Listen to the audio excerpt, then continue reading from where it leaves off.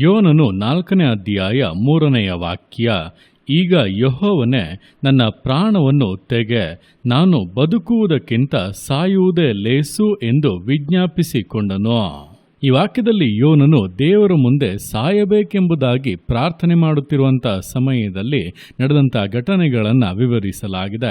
ನೋಡುವಂಥ ಸಮಯದಲ್ಲಿ ಆ ದಿವಸಗಳಲ್ಲಿ ನಿನವೆ ಪಟ್ಟಣದವರ ಪಾಪವು ಆಕಾಶ ಮುಟ್ಟುವಷ್ಟು ಇದ್ದದರಿಂದ ದೇವರು ಆ ಪಟ್ಟಣವನ್ನು ನಾಶ ಮಾಡಬೇಕೆಂಬಂಥ ತೀರ್ಮಾನವನ್ನು ಮಾಡಿದರು. ಆದರೆ ಅದಕ್ಕೆ ಮುಂಚಿತವಾಗಿ ಆ ಜನರನ್ನು ಎಚ್ಚರಿಸುವಂತೆ, ಅವರು ಮನತಿರುಗುವಂತೆ ಮಾಡುವಂತೆ ತನ್ನ ಪ್ರವಾದಿಯಾಗಿದ್ದಂಥ ಯೋನನನ್ನು ಅಲ್ಲಿಗೆ ಕಳುಹಿಸಿಕೊಟ್ಟರು. ಆರಂಭದಲ್ಲಿ ಯೋನನು ಅವಿಧೇಯನಾಗಿ ತರ್ಷೀಸಿಗೆ ಹೊರಟರೂ ಕೂಡ ನಂತರ ದೇವರು ಅವನನ್ನು ನಿನವೆಗೆ ಕರೆತಂದು ಅಲ್ಲಿ ದೇವರ ನ್ಯಾಯ ತೀರ್ಪಿನ ವಿಷಯವಾಗಿ ಆ ಜನರನ್ನು ಎಚ್ಚರಿಸುವಂತೆ ಕಾರ್ಯಗಳನ್ನು ಮಾಡಿದರು. ಆಶ್ಚರ್ಯವೋ ಎಂಬಂತೆ ನಿನವೆ ಪಟ್ಟಣದವರು ಆ ಮಾತುಗಳನ್ನು ಕೇಳಿದ ಕೂಡಲೇ ಮನ ತಿರುಗಿ ದೇವರ ಮುಂದೆ ತಮ್ಮನ್ನು ಒಪ್ಪಿಸಿಕೊಟ್ಟರು. ಪಾಪಗಳನ್ನು ಅರಿಕೆ ಮಾಡಿ ದೇವರ ಕಡೆಗೆ ತಿರುಗಿಕೊಂಡರು. ಹಾಗಾಗಿ ದೇವರು ತಾನು ಮಾಡಬೇಕೆಂಬುದಾಗಿ ಇದ್ದಂಥ ಕೇಡಿಗೆ ಮನಮರುಗಿ ಅವರ ಮೇಲೆ ಕರುಣೆಯನ್ನು ತೋರಿ ಯಾವುದೇ ಕೇಡನ್ನು ಕೂಡ ಮಾಡುವುದಿಲ್ಲ ಎಂಬಂಥ ತೀರ್ಮಾನಕ್ಕೆ ಬಂದರು. ಇದನ್ನು ಕಂಡ ಕೂಡಲೇ ಈಗ ಯೋನನಿಗೆ ಸಿಟ್ಟು ಬರುತ್ತಾ ಇದೆ. ದೇವರೇ, ಆ ಜನರ ಪಾಪಗಳ ನಿಮಿತ್ತ ನೀವು ಅವರನ್ನು ನಾಶ ಮಾಡುತ್ತೀರೆಂಬುದಾಗಿ ಅಂದುಕೊಂಡರೆ ನೀವಾದರೂ ದಯೆಯು, ಕನಿಕರವು, ದೀರ್ಘ ಶಾಂತಿಯು, ಮಹಾ ಕೃಪೆಯುಳ್ಳಂಥ ದೇವರಾಗಿ ಅವರನ್ನು ಉಳಿಸುವುದಕ್ಕೆ ಮುಂದಾಗುತ್ತಾ ಇದ್ದೀರಲ್ಲ. ಮಾಡಬೇಕೆಂದಿದ್ದಂಥ ಕೇಡಿಗೆ ಮನಮರುಗುತ್ತಾ ಇದ್ದೀರಲ್ಲ, ಜನರಿಗೆ ನಿಮ್ಮ ಕರುಣೆಯನ್ನು ತೋರುತ್ತಾ ಇದ್ದೀರಲ್ಲ ಎಂಬುದಾಗಿ ಅಂದುಕೊಂಡು ನಂತರ ದೇವರ ಮುಂದೆ ಪ್ರಾರ್ಥಿಸುವವನಾಗಿ ಈಗ ಯೆಹೋವನೇ, ನನ್ನ ಪ್ರಾಣವನ್ನು ತೆಗೆ, ನಾನು ಬದುಕುವುದಕ್ಕಿಂತ ಸಾಯುವುದೇ ಲೇಸು ಎಂಬುದಾಗಿ ವಿಜ್ಞಾಪಿಸುತ್ತಾ ಇದ್ದಾನೆ. ನೋಡುವಾಗ ಯೋನನಿಗೆ ಇಲ್ಲಿ ಯಾವ ಸಮಸ್ಯೆಯೂ ಇಲ್ಲ. ಅವನ ಕೆಲಸ ಮುಗಿಯಿತು. ದೇವರು ಕೊಟ್ಟಂತ ಜವಾಬ್ದಾರಿಯನ್ನು ಯಶಸ್ವಿಯಾಗಿ ಮುಗಿಸಿದ್ದಾನೆ. ನಂತರ ತನ್ನ ಜೀವಿತವನ್ನು, ತನ್ನ ಕಾರ್ಯಗಳನ್ನು ಮಾಡಿಕೊಂಡು ದೇವರೊಂದಿಗೆ ಅನ್ಯೋನ್ಯವಾಗಿ ಜೀವಿಸಬಹುದು.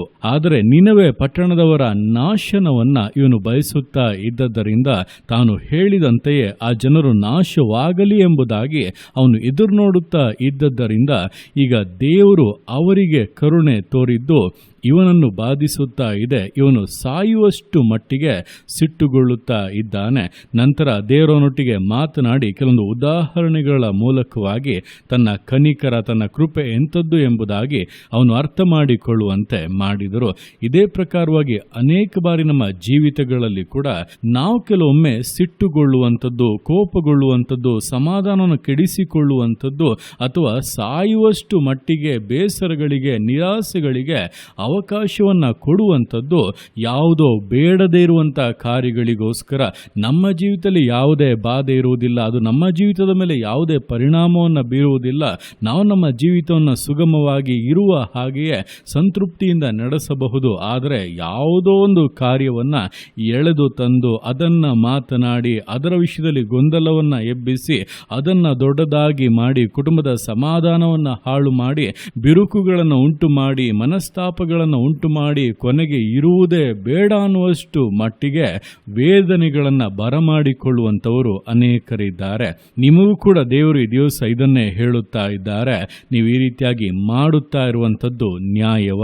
ನಿಮಗೆ ಇದರಿಂದ ಏನು ಸಿಗುತ್ತಾ ಇದೆ? ಯಾಕೆ ಬುದ್ಧಿಗೇಡಿಗಳಾಗಿ ನಡೆದುಕೊಳ್ಳುತ್ತಾ ಇದ್ದೀರಾ? ಅನವಶ್ಯಕ ವಿಷಯದ ಕುರಿತಾಗಿ ಯಾಕೆ ಇಷ್ಟು ಗೊಂದಲಗಳನ್ನು ಹುಟ್ಟಿಸಿಕೊಳ್ಳುತ್ತಾ ಇದ್ದೀರಾ? ಅದನ್ನೆಲ್ಲ ಬಿಟ್ಟು ದೇವರ ಮೇಲೆ ಕೊಟ್ಟಂಥ ಜವಾಬ್ದಾರಿಯನ್ನು ಪರಿಪೂರ್ಣಗೊಳಿಸಿ ಸಂತೋಷವಾಗಿ ಜೀವಿಸಿ ಇರುವುದರಲ್ಲಿ ತೃಪ್ತಿಯಿಂದ ಇರಿ. ಮಾಡಬೇಕಾದ ಕಾರ್ಯಗಳಿಗೆ ನೀವು ಹೆಚ್ಚಿನ ಗಮನವನ್ನು ಕೊಡಿರಿ. ಆಗ ನಿಮ್ಮ ಗುರಿಯನ್ನು ನೀವು ಮುಟ್ಟಬಹುದು. ದೇವರು ನಿಮಗಾಗಿ ಇಟ್ಟಿರುವಂಥ ಆಶೀರ್ವಾದಗಳನ್ನು ಹೊಂದಿಕೊಳ್ಳಬಹುದು ಎಂಬುದಾಗಿ ಸ್ಪಷ್ಟವಾದಂಥ ಆಲೋಚನೆಯನ್ನು ಕೊಡುತ್ತಾ ಇದ್ದಾರೆ. ಆದ್ದರಿಂದ ಈ ದಿವಸಗಳಲ್ಲಿ ನಿಮ್ಮ ಅಭಿಪ್ರಾಯಗಳನ್ನಿಟ್ಟುಕೊಂಡು ಮತ್ತೊಬ್ಬರ ಕುರಿತಾಗಿ ನೀವು ಆಲೋಚಿಸುವಂಥ ಕಾರ್ಯಗಳನ್ನಿಟ್ಟುಕೊಂಡು ಯಾವುದೋ ಬೇಡದೇ ಇರುವಂಥ ವಿಷಯಗಳನ್ನಿಟ್ಟುಕೊಂಡು ನಿಮ್ಮ ಸಮಾಧಾನ ಸಮಾಧಾನವನ್ನು, ನಿಮ್ಮ ಕುಟುಂಬದ ಐಕ್ಯತೆಯನ್ನು, ನಿಮಗಿರುವಂಥ ಆಶೀರ್ವಾದಗಳನ್ನು, ನೆಮ್ಮದಿಯನ್ನು ಹಾಳು ಮಾಡಿಕೊಳ್ಳಬೇಡಿ. ಅದು ಬುದ್ಧಿಗೇಡಿತನವಾಗಿದೆ. ಆದ್ದರಿಂದ ಅದಕ್ಕೆ ಅವಕಾಶವನ್ನು ಕೊಡದೆ, ಸೈತಾನನ ಉರುಳುಗಳಿಗೆ, ಸೈತಾನನ ಕುಯುಕ್ತಿಗಳಿಗೆ ಅವಕಾಶವನ್ನು ಕೊಡದೆ ಜ್ಞಾನವಂತರಾಗಿ ಜೀವಿಸಿ, ಮಾಡಬೇಕಾದ ವಿಷಯಗಳ ಮೇಲೆ ಮನಸ್ಸಿಡಿ, ಅವುಗಳಲ್ಲಿ ಹೆಚ್ಚಿನ ಆಸಕ್ತಿಯನ್ನು ತೋರಿರಿ. ನಿಶ್ಚಯವಾಗಿ ನಿಮ್ಮ ಜೀವಿತಗಳು ಸುಂದರವಾಗಿ ಆಶೀರ್ವದಿಸಲ್ಪಟ್ಟು ಅಲಂಕರಿಸಲ್ಪಟ್ಟು ಮಹಿಮೆಯಾಗಿ ಮುನ್ನಡೆಯುತ್ತದೆ ಎಂಬುದನ್ನು ತಿಳಿದು ದೇವರ ಕರಗಳಲ್ಲಿ ಸಮರ್ಪಿಸಿ ವಿಧೇಯತೆಯಿಂದ, ದೃಢತೆಯಿಂದ, ಸಮರ್ಪಣೆಯಿಂದ ವಿಶ್ವಾಸ ಜೀವಿತಗಳನ್ನು ಮುನ್ನಡೆಸೋಣ. ದೇವರ ಕರಗಳಲ್ಲಿ ಸಮರ್ಪಿಸಿ ಪ್ರಾರ್ಥಿಸೋಣ.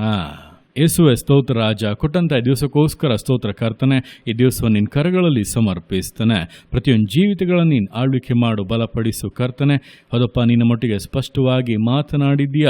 ಬೇಡದೇ ಇರುವಂಥ ವಿಷಯಗಳನ್ನು ಒಳಗೆ ತಂದು ಗೊಂದಲವನ್ನು ಉಂಟು ಮಾಡಿ ಸಮಸ್ಯೆಗಳಿಗೆ ಕಾರಣ ಮಾಡಿಕೊಂಡು ಇರುವಂಥ ಸಮಾಧಾನವನ್ನು, ನೆಮ್ಮದಿಯನ್ನು ಹಾಳು ಮಾಡಿಕೊಂಡು ಕುಟುಂಬವನ್ನೇ ಕೆಡಿಸಿಕೊಳ್ಳುತ್ತಾ ಇರುವಂಥ ಜೀವಿತಗಳು ಇದನ್ನು ಕೇಳುತ್ತಿರುವಂಥ ಸಮಯದಲ್ಲಿಯೇ ತಮ್ಮ ತಪ್ಪನ್ನು ಅರಿವಿಗೆ ತಂದುಕೊಂಡು ಅದರಿಂದ ಬದಲಾವಣೆಯನ್ನು, ಬಿಡುಗಡೆಯನ್ನು ಹೊಂದುವುದಕ್ಕೆ ಸಹಾಯ ಮಾಡು ಕರ್ತನೆ. ಅನವಶ್ಯಕ ವಿಷಯಗಳಿಗಾಗಿ ಸಮಯವನ್ನು ಹಾಳು ಮಾಡದಂತೆ ನೇಮಿಸಲ್ಪಟ್ಟಂಥ ಗುರಿಯನ್ನು ಮುಟ್ಟುವುದಕ್ಕಾಗಿ ಅಪ್ಪ, ನೀನು ನಮಗಾಗಿಟ್ಟುವಂಥ ಆಶೀರ್ವಾದಗಳನ್ನು, ಉದ್ದೇಶಗಳನ್ನು ಪರಿಪೂರ್ಣವಾಗಿ ಹೊಂದುವುದಕ್ಕಾಗಿ ಜೀವಿತಗಳು ಮುನ್ನಡೆಯಲಿ. ಬಲವನ್ನು, ಕೃಪೆಯನ್ನು ಅನುಗ್ರಹಿಸು. ಇಂದಿನಿಂದಲೇ ಅಪ್ಪ ಒಂದು ಬದಲಾವಣೆ, ಬಿಡುಗಡೆ ಸಂಭವಿಸಲಿ. ಸೈತಾನನ ಉರುಳುಗಳೆಲ್ಲ ಲಯವಾಗಿ ಜೀವಿತಗಳು ಜಯದಲ್ಲಿ ಮುನ್ನಡೆಯೋದಕ್ಕೆ ನೀನು ಸಹಾಯ ಮಾಡು, ಆಶೀರ್ವದಿಸು.